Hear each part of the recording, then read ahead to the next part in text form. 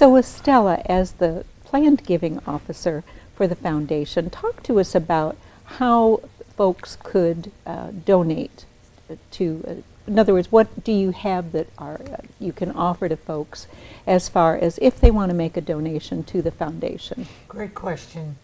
Well, we have so many different ways that our donors can leave the hospital in their will and their estates. And that's basically what I do, is help those individuals who want to put the hospital in their will and their estates. One of the great things that has just happened in December, on December 18th, Congress passed into legislation the IRA rollover gift policy, that it will be in effect for many years to come. And this means that somebody who is 70 and a half. That's important. Always that 70 and a half, whenever they came up with that before. Yeah. That's right. 70 and a half can give from their typical IRA a distribution, and when they have to take a distribution, they can gift that to the hospital foundation up to $100,000.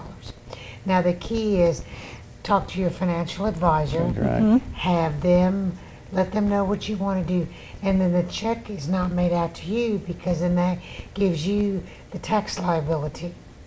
But the idea being from your IRA, when you make that distribution, the check goes directly to your charity of choice, and here we hope the Baxter Regional Hospital Foundation. And that can be up to $100,000, and then it just passes right to the charity. And that is a great tax incentive for the donor also. That's a great, absolutely. We're so fortunate that that has just passed. And I know we've talked before on the show, a lot of people forget that the hospital's a 501c3. That's correct, Donna. Yes, it's really important. Barney, can Yeah. you share a little bit more about Well, that? that means that basically our board, which is the hospital board, is an 11-member board. First of all, you know, they do not receive any type of pay or compensation. We don't have any stockholders. All the money, not-for-profit, all the money that the hospital makes goes right back into the hospital for new equipment, for operations, for the upgrade.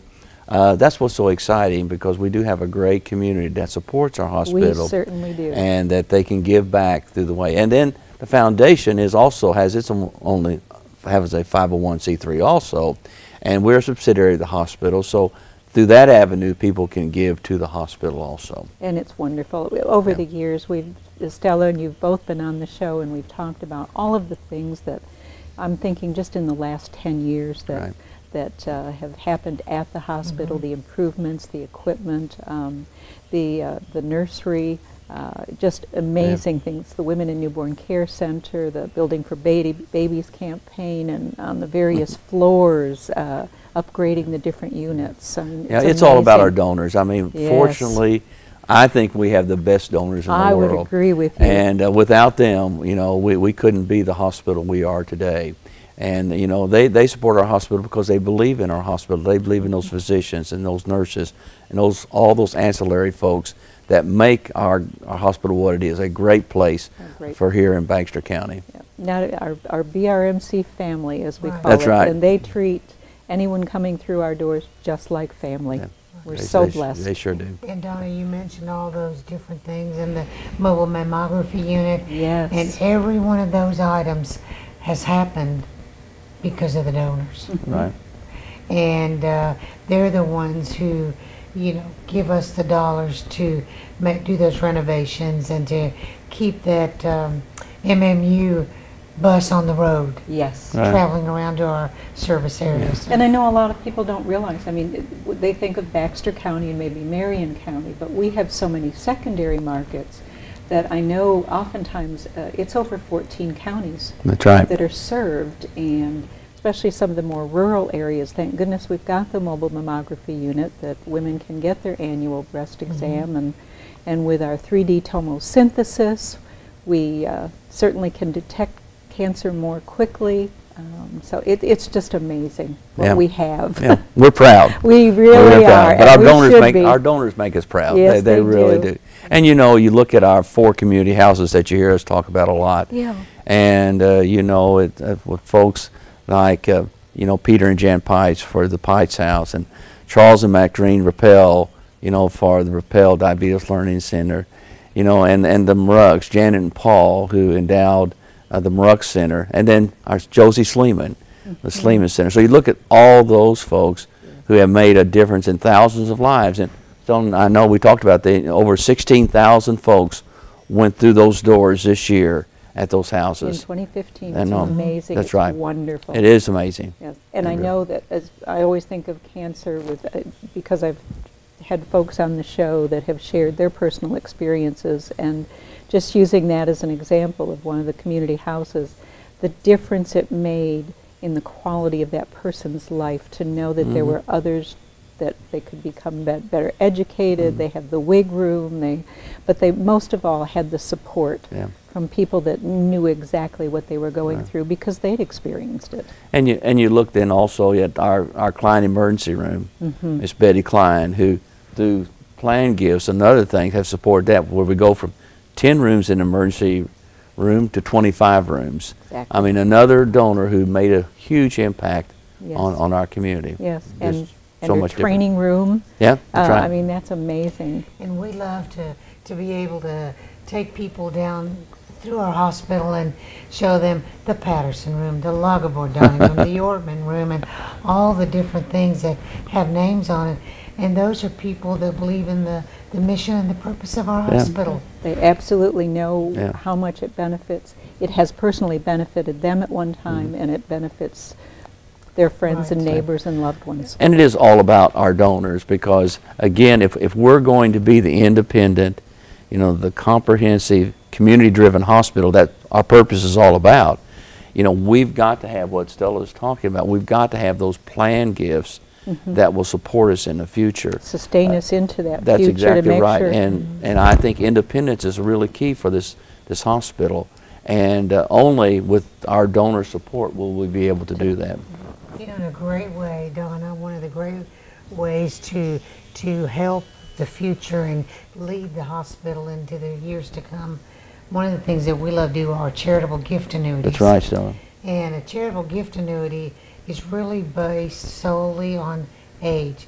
The older you are, the higher your interest rate is. Oh, there's a value to aging then. Okay. That's right. Yes. I'm feeling a little more comfortable now, Donna. Yes. Me too. Right, and this is a great way. If you're going to be a donor to the hospital anyway, you can do that now and increase your income stream coming into your family budget. And whatever the interest rate is right now, it'll be that way until that person's death. And it can be a 1 life or a 2 life. And if it's a 2 life, that charitable gift annuity, whether you choose your payments monthly, quarterly, semi-annually, or yearly, those payments go on until the death of the second donor.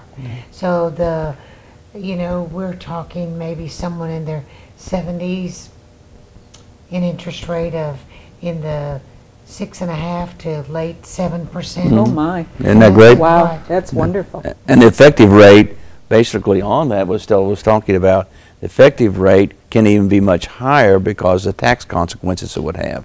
Wow. You know, yeah, so. there's nothing out there right now that's meeting No, that as far as interest I wouldn't rate. think so. Yeah. And a gift annuity, a charitable gift annuity, has so many benefits for the donor and for the institution or the nonprofit. Yeah. So we're very lucky that we have quite a few of our donors that believe in charitable gifts, and they use that as a way to increase their monthly income stream. That's a wonderful way to do it. Yeah, it's a win-win for Yeah, both. And it Stella does a certainly great job in Yes, she leading does. folks through that plan. She can take her iPad and just show them how it's a win-win for both of us. And it's, again, it's a vehicle that does allow the hospital, you know, hospital income later on in years. Right.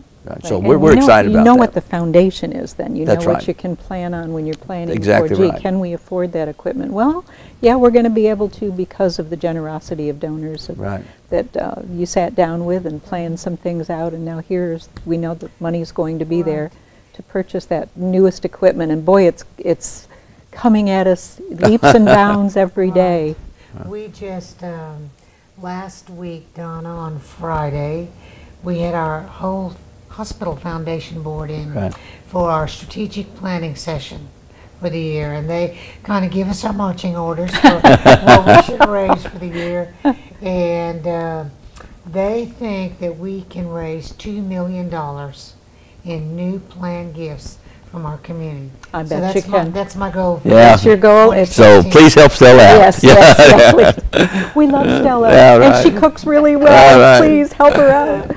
Thanks. But no, that's going to be absolutely attainable, I'm And sure. We have something that one of the tools of measure, we have what we call a pipeline. And that is where we know that people have left the hospital in their will. And sometimes they give us an estimate, sometimes they don't.